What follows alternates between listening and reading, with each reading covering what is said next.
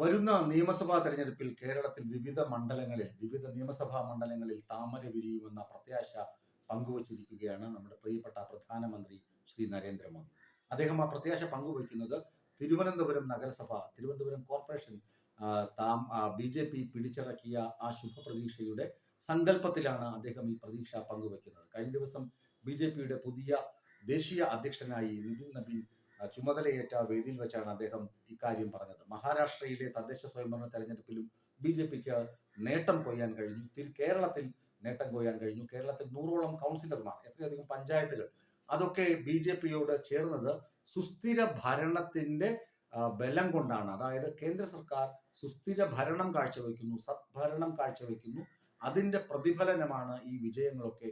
അതുകൊണ്ട് തന്നെ കേരള നിയമസഭയിലേക്ക് നടക്കുന്ന തെരഞ്ഞെടുപ്പിലും വിവിധ നിയമസഭാ മണ്ഡലങ്ങളിൽ താമര വിരിയുമെന്ന പ്രത്യാശയാണ് അദ്ദേഹം പങ്കുവെക്കുന്നത്. അദ്ദേഹം എന്നിട്ട് കുറ്റപ്പെടുത്തുന്ന ഒന്ന് രണ്ട് കാര്യങ്ങളുണ്ട്.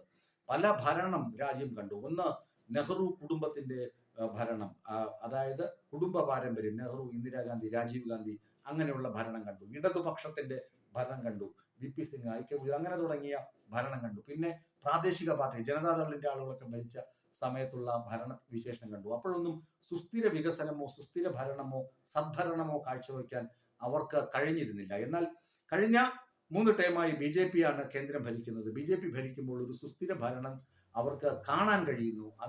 അതുകൊണ്ടാണ് ജനങ്ങൾ BJPയിൽ ഇത്രമാത്രം പ്രതീക്ഷ അർപ്പിക്കുന്നത്. ആ പ്രതീക്ഷയാണ് വോട്ടായി മാറുന്നത്. കേരളത്തിൽ ഒരിക്കലും BJPക്ക് ഇങ്ങനൊരു വളക്കൂർ അല്ലെങ്കിൽ BJPക്ക് ഇങ്ങനൊരു വളർച്ച ലഭിക്കുമെന്ന് പ്രതീക്ഷിച്ചിരുന്നതല്ല. പക്ഷെ കേരളത്തിൽ അത്ര കണ്ട് തന്നെ BJPയോടുള്ള വിശ്വാസ്യത ജനങ്ങൾ പുലർത്തുന്നു. അതുകൊണ്ട് കേരളത്തിൽ തദ്ദേശ സ്വയംഭരണ തെരഞ്ഞെടുപ്പിലുണ്ടായ വിജയങ്ങൾ ആവർത്തിക്കും.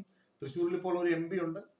തദ്ദേശ സ്വയംഭരണ തെരഞ്ഞെടുപ്പിൽ ധാരാളം കൗൺസിലർമാരും പഞ്ചായത്ത് അംഗങ്ങളും ഒക്കെ BJPക്ക് ലഭിച്ചു കഴിഞ്ഞു. അത് തന്നെ നിയമസഭാ ഇലക്ഷനും ഉണ്ടാകും. അങ്ങനെ നിരവധി സാമാജികർ BJPക്ക് ഉണ്ടാകുമെന്ന പ്രത്യാശയാണ് മോദി പങ്കുവച്ചത്. 23-ാം തീയതി മോദിജി കേരളത്തിൽ എത്തുന്നുണ്ട്, തിരുവനന്തപുരത്ത് എത്തുന്നുണ്ട്.